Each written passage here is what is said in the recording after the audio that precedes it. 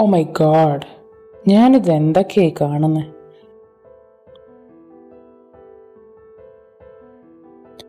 നിങ്ങൾ ഇത്ര പെട്ടെന്ന് സെറ്റാകുമെന്ന് ഞാൻ വിചാരിച്ചതേ ഇല്ല.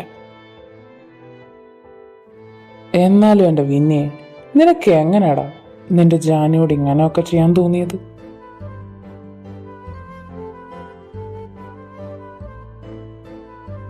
ആദ്യം നീ അവളെ നിന്റെ സുഖത്തിന് വേണ്ടി പിച്ച് ചീന്തി, എന്നിട്ടോ? Stop it, you bastard.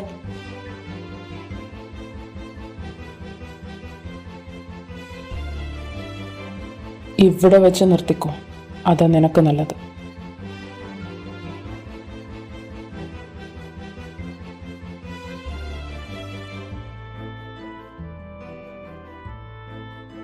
എന്നാടാ നിനക്ക് പേടിയാണോ? നീ ചെയ്തതെല്ലാം അറിഞ്ഞാ ഇവള് നിന്നെ ഇട്ടിട്ട് പോവോ ജാനി?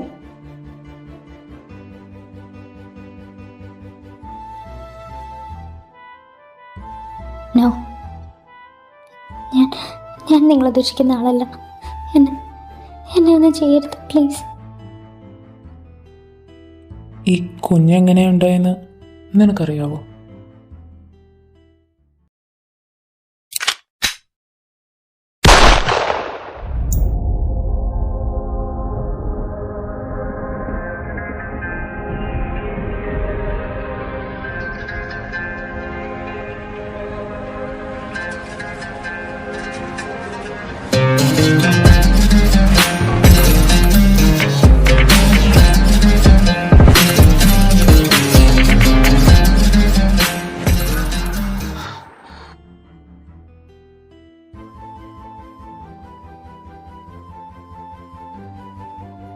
പിന്നെ നീ പെട്ടെന്ന് തന്നെ ജാനിയും കൊണ്ട് ഹോസ്പിറ്റലിലേക്ക് പോ. ഇവിടുത്തെ കാര്യങ്ങളൊക്കെ ഞങ്ങൾ നോക്കണം.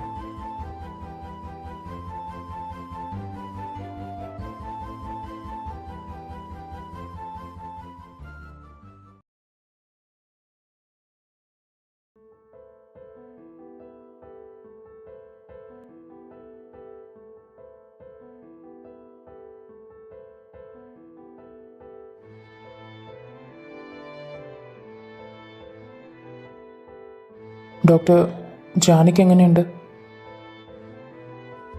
Hey, don't worry, she's fine. പിന്നെ ഒരു ഹാപ്പി ന്യൂസ് ഉണ്ട്. ജാനിക്ക് പഴയ ഓർമ്മകളൊക്കെ തിരിച്ചു കിട്ടി കേട്ടോ. ഒരു 15 മിനിറ്റ് അപ്പോഴത്തേക്ക് റൂമിലേക്ക് മാറ്റും. അപ്പോൾ എല്ലാവർക്കും കയറി കാണാം.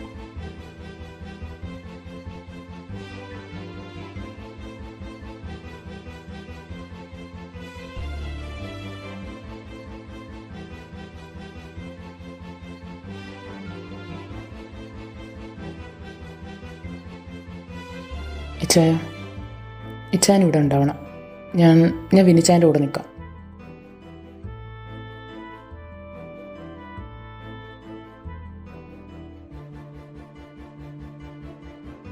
ഇച്ചായ,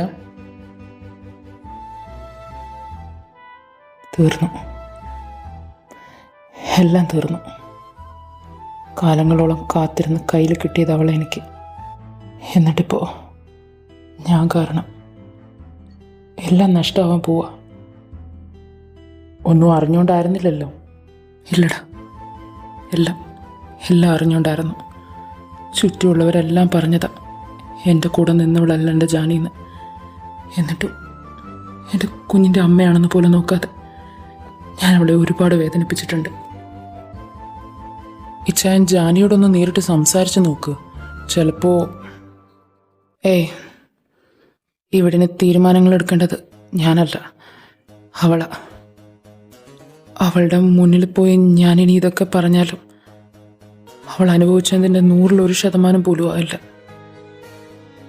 നിനക്കറിയോ, ഞാൻ എൻ്റെ എനിമീസിനോട് പോലും ഇത്രയും ക്രൂരത ചെയ്തിട്ടില്ല. അത്രയ്ക്ക് അവൾ അനുഭവിച്ചു. അവൾ എന്നെ വെറുക്കണം, എന്നിൽ നിന്ന് അകലേക്ക് മാറിപ്പോണം. അവൾ എന്നോട് പൊറുക്കരുത്. അങ്ങനെ ചെയ്ത അതായിരിക്കും എനിക്കുള്ള ഏറ്റവും വലിയ ശിക്ഷ. ഇതിലാരാ ജിമിൻ? ഞാനാ. എന്തു പറ്റി? ജനനിക്ക് കാണണമെന്ന് പറഞ്ഞു. നീ ചെല്ല, പോയിട്ട് വാ.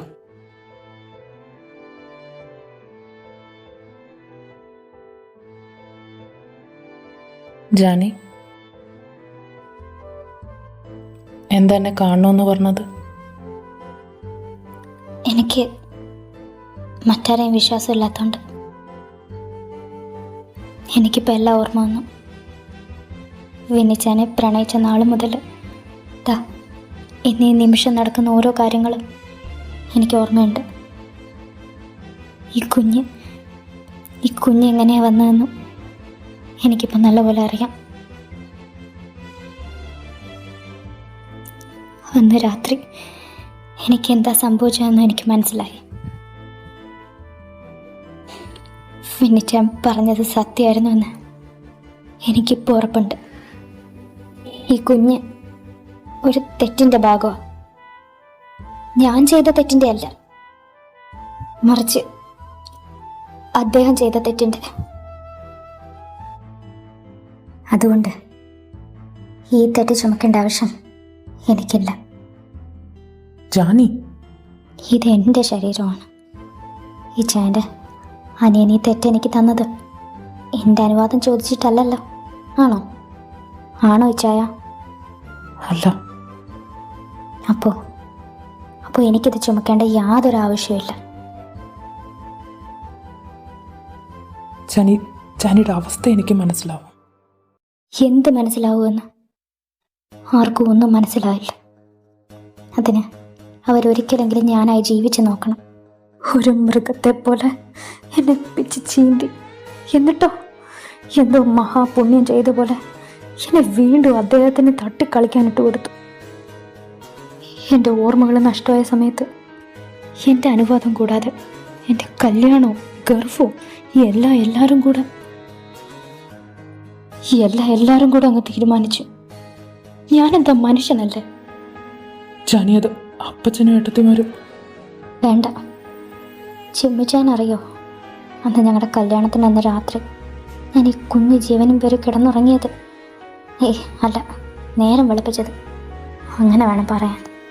തണുത്ത ബാത്തബില എൻ്റെ കയ്യും കാലും കെട്ടി വായിലൊരു ടേപ്പ് ഒട്ടിച്ച് എൻ്റെ ഭർത്താവ് അവിടെ കൊണ്ടിട്ടു.